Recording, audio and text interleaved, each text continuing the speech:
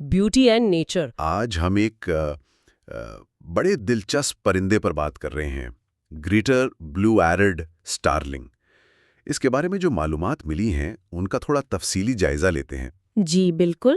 اور جو معلومات ہیں وہ بتاتی ہیں کہ یہ دیکھنے میں کافی شاندار پرندہ ہے۔ ہاں، وہ چمکدار نیلی سبز رنگت اور پھر وہ جامنی نیلا پیٹ، اور کان کے پاس وہ خاص نیلا نشان بھی، یہ واقعی اسے نمایاں بناتا ہے۔ اور آنکھوں کا رنگ بھی شوخ پیلا یا نارنجی بتایا گیا ہے۔ جی ہاں، تو یہ سب مل کر اسے ایک آپ کہہ سکتی ہیں بہت جاذب نظر پرندہ بناتے ہیں۔ تو آئیے ان معلومات کی بنیاد پر ذرا گہرائی میں جاتے ہیں اور دیکھتے ہیں کہ اس کی کیا خاص باتیں ہیں۔ جی، ہم اس کی جسامت، یہ کہاں رہتا ہے، اس کا رویہ کیسا ہے، کیا کھاتا ہے، افزائش نسل کیسے کرتا ہے، ان سب پہلوؤں پر بات کر سکتے ہیں۔ ٹھیک ہے، تو شروع کرتے ہیں سائز سے۔ کتنا بڑا ہوتا ہے یہ پرندہ؟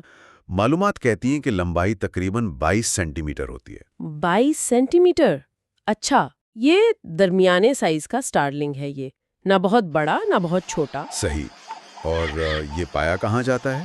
مطلب اس کا گھر کہاں ہے؟ یہ افریقہ میں ملتا ہے اور کافی وسیع علاقے میں۔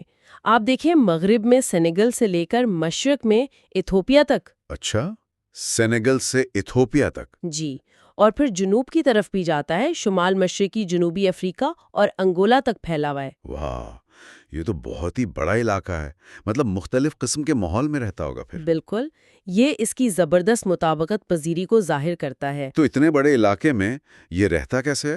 اکیلا گھومتا ہے یا؟ نہیں، یہی تو دلچسپ بات ہے۔ معلومات کے مطابق یہ بہت ملنسار پرندہ ہے، یعنی گریگیریس۔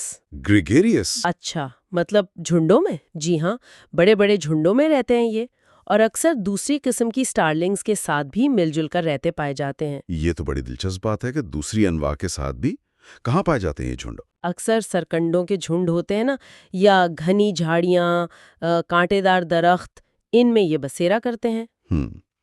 تو مل جل کر رہنے کا کوئی فائدہ بھی ہوتا ہوگا انہیں؟ یقیناً، شاید خوراک تلاش کرنے میں آسانی ہوتی ہو یا شکاریوں سے بچاؤ میں مدد ملتی ہو۔ صحیح۔ اچھا، ان کی خوراک کیسی ہوتی ہے؟ کیا کھاتے ہیں یہ ہمہ خور ہیں۔ یعنی اومنیورس؟ ہاں ہمہ خور مطلب سب کچھ؟ ہاں، یوں سمجھ لیں کہ زیادہ تر تو کیڑے مکوڑے کھاتے ہیں، لیکن پھل اور بیریاں وغیرہ بھی شوق سے کھاتے ہیں۔ اچھا، تو مطلب خوراک کے معاملے میں بھی لچکدار ہیں؟ بالکل، یہی وجہ ہے کہ اتنے وسیع علاقے میں آسانی سے رہ پاتے ہیں، کیونکہ خوراک کے مختلف ذرائع استعمال کر لیتے ہیں۔ یہ بات تو سمجھ میں آتی ہے، وسیع علاقہ، ملنسار رویہ اور ہمہ خور ہونا۔ اچھا، اور افزائش نسل، اس بارے میں کیا معلومات ہے؟ گھونسلے وغیرہ؟ جی، یہ درختوں میں جو سوراخ ہوتے ہیں نا، قدرتی طور پر، یا کوئی خالی جگہ، اسے گھونسلے کے لیے استعمال کرتے ہیں۔ اچھا، یوں سمجھیں کہ وسائل کا بہترین استعمال کرتے ہیں۔ بہت ہوشیار۔ اچھا، کیا اس کا کوئی اور نام بھی ہے؟ جی ہاں، اسے کبھی کبھار گریٹر بلو ایئرڈ گلوسی سٹارلنگ بھی کہا جاتا ہے۔ گلوسی سٹارلنگ؟